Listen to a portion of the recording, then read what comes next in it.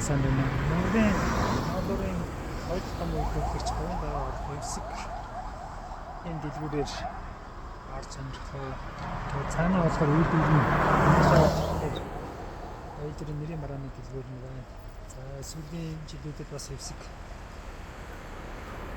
топ тонч гэдэг брэнд гаргасан юм байна. Тэр нь болохоор Хевсгийн нөгөө дундаж брэндээс нөгөө арай тийм хас зэргийн брэндтэй топ тонч гэж брэнд байна. Бас нэрүүн гэж брэнд байна. Нэрүүн брэнд болохоор ноолорын палта жишээлбэл палтаныхаа материалыг даавгийн Японд ноолороо явуулж Японд хийдэг гэж байна.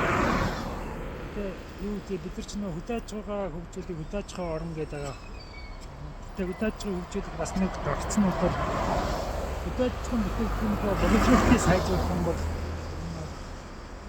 боловсруулж сайн өндөр үнэтэй сайн боловсруулж сайн дизайнтайгаар бид нар зарж чадах юм бол экспортын гол бүтээгдэхүүн болно. Тэгээд хөдөөж байгаа дэмжих гол арга нь бас үйлдвэрлэгчдэд дэмжих нас байж болох юм. Эцсийн бүтээгдэхүүнээ чанар дизайныг бид нар сайжруулж чадах юм бол тэгэхээр эх орны үйлдвэрлэгчдийг яаж дэмжих вэ? Гадагш нь яаж холбох вэ гэдэг Монголын хөгжлийн гарцаа гэж бодож байна. Жишээлбэл бид нар чинь малчдыг экспорт хийж мэдээж боломжгүй шүү дээ. Бид чинь марчин малаа яа.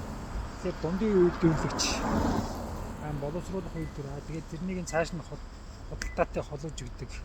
Жишээлбэл аж үйлдвэрийн танхим байх юм уу? Манай жишээлбэл сүүлийн үед их яриад байгаа худалдааны яам гэж дэлхийн бүх оронд байдаг. Монголд байдаггүй гэхээр худалдааны компани гэх юм уу? Тэр талын дараагийн шатных нь гадаадтай холбогддог.